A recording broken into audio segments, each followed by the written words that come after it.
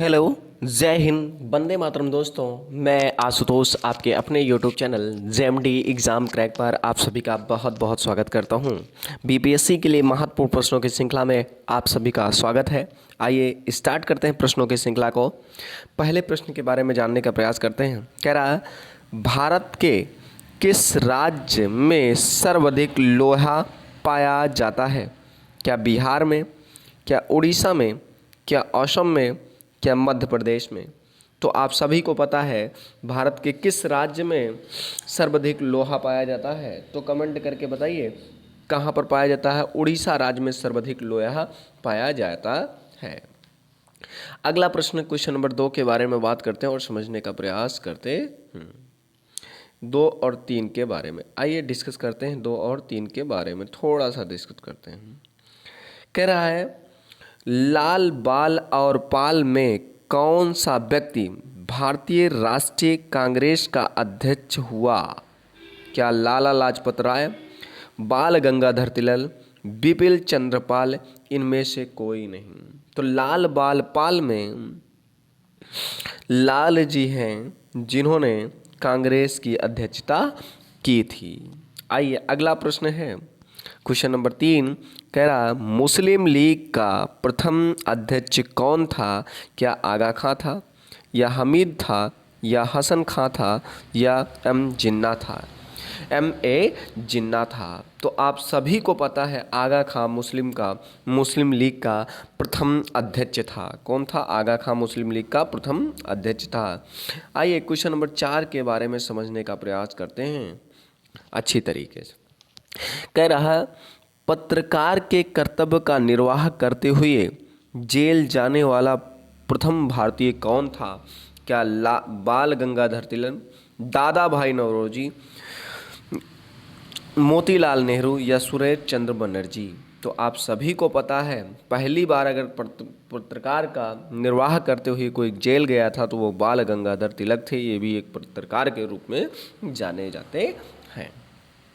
आइए अगले प्रश्न की बात करते हैं क्वेश्चन नंबर 5 के बारे में और समझने का प्रयास करते हैं। कह रहा, सुभाष चंद्र बोस के त्याग पत्र के बाद भारतीय राष्ट्रीय कांग्रेस का अध्यक्ष कौन बना?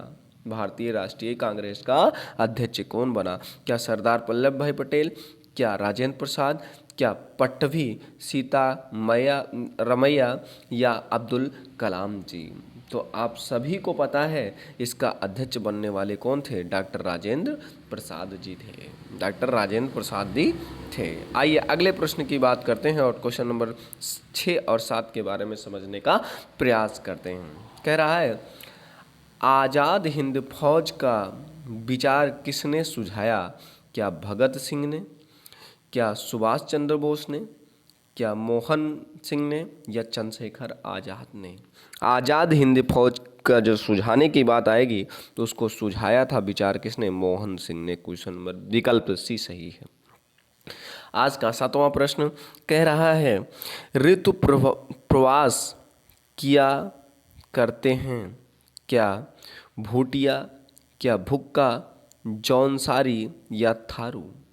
आप सभी लोग जानते हो जो ऋतु प्रवाह करते हैं वो भूटिया करते हैं। कौन सी? भूटिया जनजाति ऋतु प्रवाह करते हैं। आइए अगले क्वेश्चन की बात करते हैं। क्वेश्चन नंबर 8 के बारे में समझने का प्रयास करते हैं और समझते हैं। आइए 8 और 9 के बारे में ध्यान देते हैं। कह रहा है, पृथ्वी के निकटतम दूरी पर कौन सा ग्रह है? क्या बुध है, क्या शुक्र है, क्या मंगल है, क्या बृहस्पति है? तो आप सभी लोग जानते हो बुध के सबसे नज़दीकी ग्रह कौन सा है? शुक्र है। कौन है? शुक्र है। अगले प्रश्न की बात करते हैं। मानव शरीर में विटामिन ए किसमें संचित रहता है? क्या यकृत में, क्या आमाशय में, क्या तिल्ली में, या उदर में?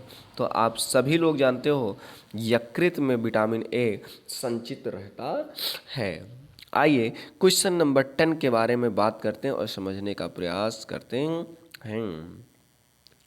अगला क्वेश्चन है 10 नंबर। कह रहा, संसार की आर्द्रतम स्थल कौन सा है? क्या चेरापूंजी है, सिंगापुर है, या मानिसराम है, या वायलील है?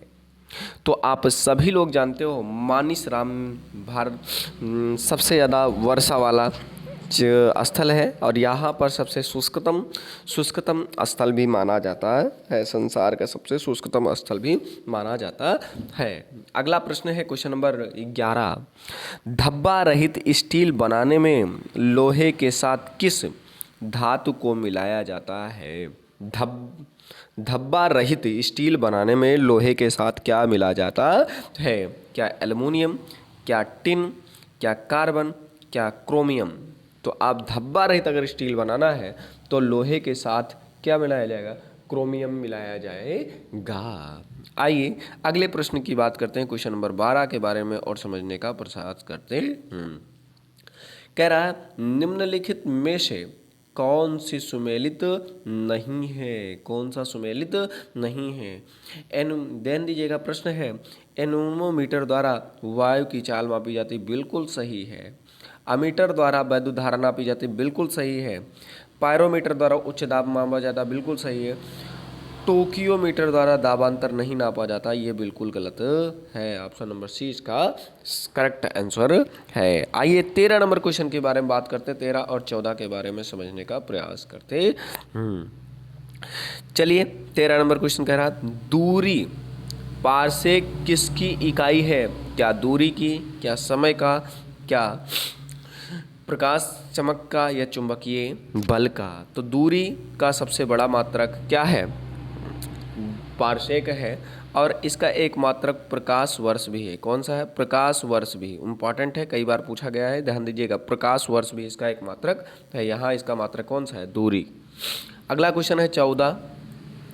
कह रहा निम्नलिखित में से भारत का राष्ट्रपति किसकी नियुक्ति नहीं करता? क्या प्रधानमंत्री का, राज्यपाल का, क्या राज्यपाल का, या उपराष्ट्रपति का, या मुख्य निर्वाचन आयोग का? तो आप सभी लोग जानते हो किसकी नियुक्ति नहीं करता? तो ये उपराष्ट्रपति का नियुक्ति नहीं करता। उपराष्ट्रपति की नियुक्ति राष्ट्रपति नहीं करता, बाकी सबकी नियुक्ति राष्ट्रपति करता है। उम्मीद करते मेरी बात समझ में आ रही होगी। आइए क्वेश्चन नंबर 15 के बारे में चलते हैं और समझने का प्रयास करते हैं 15 के बारे में। देखिए 15 नंबर क्वेश्चन है, कह रहा भारतीय संसद के दोनों सदनों की संयुक्त बैठक किस संबंध में होती है? क्या वित्तीय संबंध में? बिल्कुल नहीं, वित्तीय संबंध में कभी नहीं हो सकती दोनों की बैठक। चलिए अगले प्रश्न की बात करते हैं। संविधान संशोधन विधेयक में ये भी जरूरत नहीं। साधारण बहुमत में, राष्ट्रपति के उपराष्ट्रपति के चुनाव निर्वाचन में, बिल्कुल साधारण बहुमत में इसकी जरूरत पड़ेगी, अन्यथा किसी की जरूरत में संयुक्त बैठक नहीं बुलाई जा सकती, इनमें से जो दिए गए हैं। आइए अगले प्रश्न की बात करते हैं, क्वेश्चन नंबर 16 के बारे में। 16 के बारे में कह रहा भारत एक गणतंत्र है। इसका अर्थ है पहला, अंतिम अधिकार जनता के पास है। भारत में पसंदीदा शासन व्यवस्था है। भारत में वंशानुगत शासन व्यवस्था नहीं है। भारत में राज्यों का संघ है। तो गणतंत्र दिवस का मतलब क्या है? इस बात की बात, गणतंत्र का मतलब क्या है? तो आप इसका सही जानते हो, इसमें वंशानुक्रम नहीं है, इसका मतलब होता है गणतंत्र का। आइए अगले प्रश्न की बात करते हैं, क्वेश्चन नंबर 17 और 18 के बारे में। आइए कह रहा कौन सा रोग मच्छर के काटने से नहीं होता? ध्यान दीजिएगा। चिकनगुनिया होता है, मलेरिया होता है, डेंगू होता है, पीत ज्वार। तो पीत ज्वार मच्छर के काटने से नहीं होता। ऑप्शन नंबर बी विकल्प इसका सही है, पीत ज्वार इसका सही है। आइए अगले प्रश्न की बात करते हैं, क्वेश्चन नंबर 18 के बारे में। कह रहा निम्नलिखित में से किसका संकलन ऋग्वेद पर आधारित है? क्या सामवेद, यजुर्वेद, अथर्ववेद, अन्य वेदों का? इनमें से कोई नहीं। तो आप सभी लोग जानते हो ऋग्वेद पर आधारित जो है वो कौन सा है? सामवेद है। कौन सा है? विकल्प नंबर बी इसका सही आंसर है। आइए आज के अंतिम सेकंड लास्ट प्रश्न के बारे में बात करते हैं।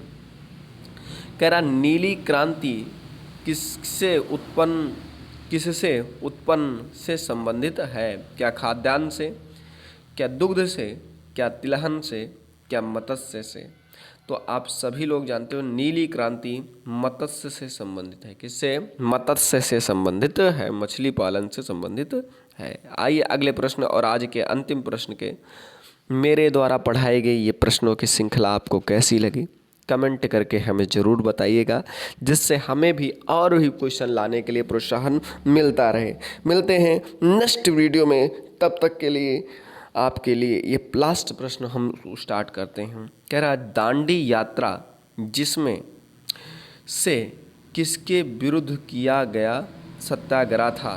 क्या अस्पृश्यता, क्या नमक या मगध निषेध, या बाल विवाह के नियम? तो आप सभी लोग जानते हो दांडी यात्रा नमक कर कानून के लिए किया गया था। ठीक है मित्रों, आपको क्वेश्चन कैसे लगा कमेंट जरूर कीजिएगा। अगर क्वेश्चन अच्छा लगा हो तो चैनल को लाइक और सब्सक्राइब जरूर कीजिएगा और अपने मित्रों को अवश्य शेयर कीजिएगा। मिलते हैं नेक्स्ट वीडियो में, तब तक के लिए जय हिंद, वंदे मातरम। दोस्तों अपना बहुत बहुत ख्याल रखिएगा।